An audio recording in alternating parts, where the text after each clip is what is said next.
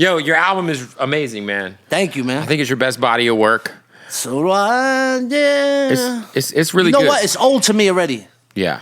I've been working on this shit for like No, yeah. I know 4 years. Yeah, Through the whole pandemic, me and Scram was working on it. And, so it's old to me. But always on release day, I always sit in the car and listen to it. And for some reason, it sounds brand new to me. And I was like, yo, this is a solid body of work. I'm proud of it.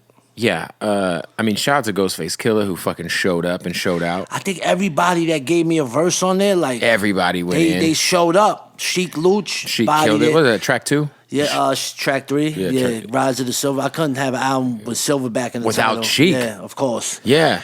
Gunplay, bodied it. Killed it. You got Gunplay saying fuck your life? Facts. I love it. Facts. Did you guys hang out? Nah, we planned to, and then... I feel like it'd be a fun hang. Me too.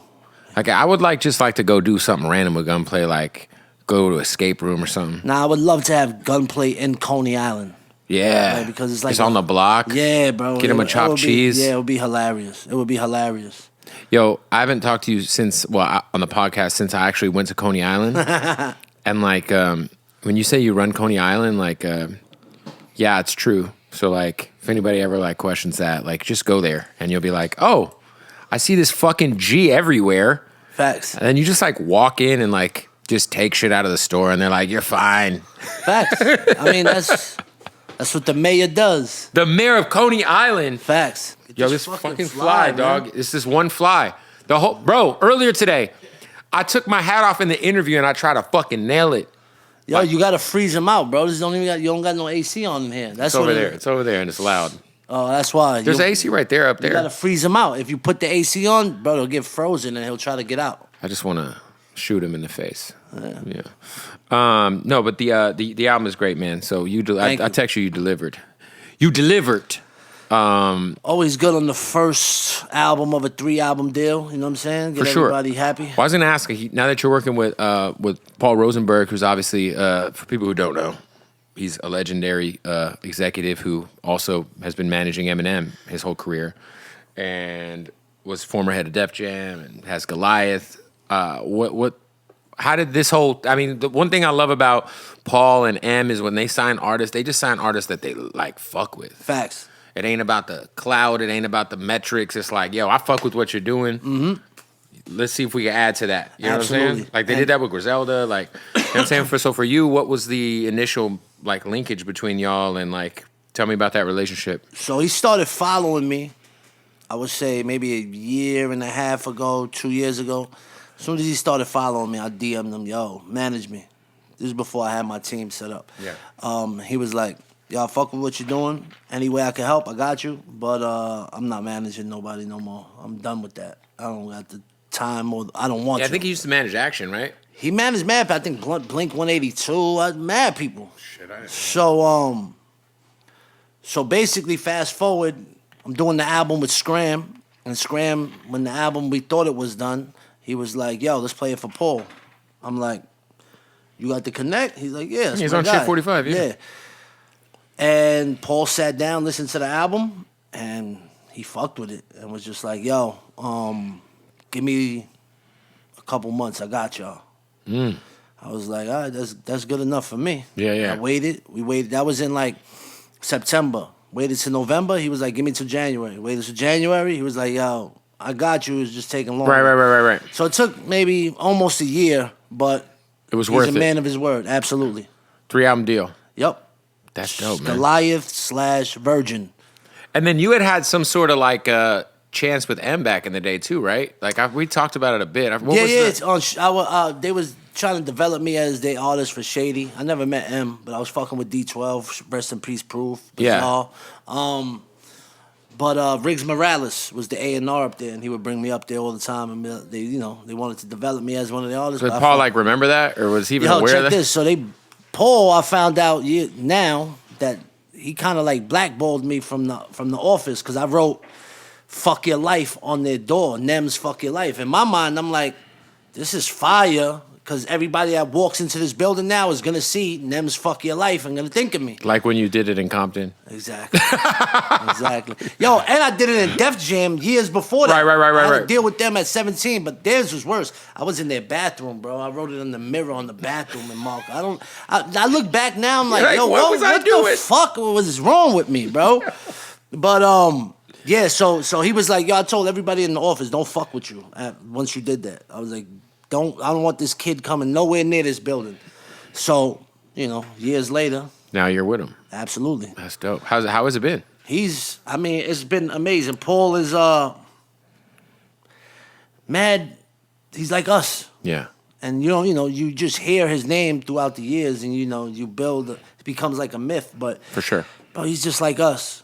I was just talking with shit. I had Thurston Howell III on the show. Paul raps. I think I sent that to Paul, and I was like, "Yo, Paul, you got bars?" Yeah. And he was like, "Yeah." He was like, "Yeah." Thurston Howell, shout out to the Lowlives. He was like, "Yeah, man, Rosenberg used to be rapping in Brooklyn. That's the I in sent Brownsville." That clip. He said, Paul said, "Yo, me and M would take the train to Brownsville." Crazy.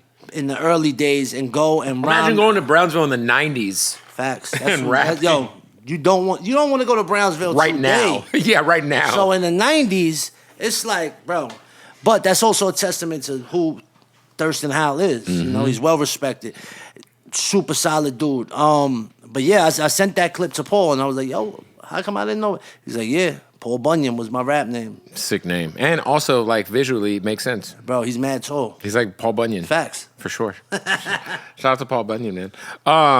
For you, like, I know how big of a deal it is to have Ghostface on the record and to have a relationship with Ghostface and to have him sit down in the cold on your podcast. Like, I know that's a huge deal for you. Bro, did I tell you? The Ghostface verse was some fucking vintage Ghostface shit? Yes, last time I was up you did. The verse is crazy. Sounds like fucking Enter the 36 Chambers Ghostface. Oh my God, it's so good, man. Like, I just think it's like I just think it's dope to kind of just see like your grind like just paying off, bro. Nah, absolutely. And Ghost, he was just at we had a release party last Thursday, the night before it dropped. He was there. He pulled up. Yo, super solid, bro. Super solid. Like he's really tuned in too. He's tapped in with, you see these artists, you grow up listening to these people and you're just like, yo, this fucking fly is crazy. Bro, this fly is mad aggressive. Yo, Busy, if you see the fly over there, kill that motherfucker, bro. Facts. Bro, kick it. Bro, I need you to just take something and hit it. Yo, give him a weapon. Give him a Hardin hat. Give him the Hardin hat. We need a weapon. I'm gonna kill this cocksucking fly, this cockamamie bastard. It's right up there. It's on the other side of the pillar. Bro, you don't got no spray? Bro, what am I gonna fucking raid us out in here? We're in a small room. You wanted me to raid it in here? Right there, yeah, there you go. Yeah, just hit him with the fucking king palm tray, bro. Bitch ass fly. Got me fucked up. Anyway. $100 you kill him with that. Vegas will give it to you. No, but you were saying, so Ghostface came to the release party. Release party, yo, he's just super solid, bro. He's like around 5 or 6 all time for me in my personal list. We went through this, yes. Supreme Clientele, one of the best hip hop albums ever made. Yeah, I think if you like roll in like Iron Man, obviously only built for Cuban Links and his presence on that album. He said on my podcast he don't like Iron Man. He don't like his album Iron Man. Could it be that? Do you think? I was gonna say, I somehow think Liquid Sword somehow somehow become the most underrated Wu-Tang album ever, because I feel like it always gets like trumped when people talk about like only built for Cuban Links or 36 Chambers. I'm like, I don't know, Liquid Swords. Liquid Swords is amazing. I just recently went back and listened to it front to back. So fucking good, man. Amazing album. And it does, you're absolutely right. I think that's also because Jizza is just He's quiet, very reserved. Humble. He's an introvert. He didn't have as big a personality as the other guys. Absolutely. That might be it too. Yeah, I think that's a lot of it too. Shout out to the RZA, man. You ever tap in with RZA? No. I met him recently, but I never tapped in with him like musically, which it would be a dream come true. For sure. Absolutely. I also feel like he doesn't do a lot. So it'd be like, if you get a RZA beat. Exactly. What are we doing here? Facts. See, that's like Muggs. Like Muggs, he posted I don't know, it had to be a year ago now, but he posted one day like, yo, I just found mad old DAT tapes from the 90s of my beats. Whoa.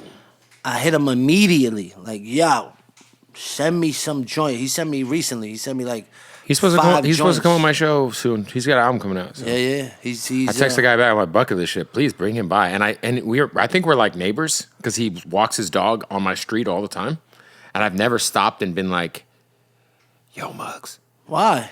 Because I just think it'd be super weird, bro. Yo, Muggs has an ill mystique about him. Bro, and his studio is like in our neighborhood. So his studio. This neighborhood right here? It's in Burbank. Because it looks like it. Because when we would just come here, I was like, yo, this dude, Muggs studio, here. I could walk there in like 6 minutes from my front door. Okay. It's just this black building next to this popular Mexican restaurant, and it just the Soul Assassins A's on it. And I remember I hit my boy. I'm like, yo, is Muggs studio in Burbank? And he's like, yeah, it's right there on Victory. I was like, yeah. That's crazy. Yeah. Legendary shit. And when you go, bro, it's like a time machine in there. He got all like. Well, once I interview him, I'm going to try to, my goal is to become friends so we can like walk our dogs together. And then I can be like, hey man, can I come and check the studio out? Yo, that studio, I recorded there last time I was out here. I was like, bro, this shit is like. So you got history. 5 beats from him, from the DATs? From the DATs, the old joints. Some of them are not even complete, but he's like, yo, if you fuck with this, I'll finish it up. That's fire. I got you.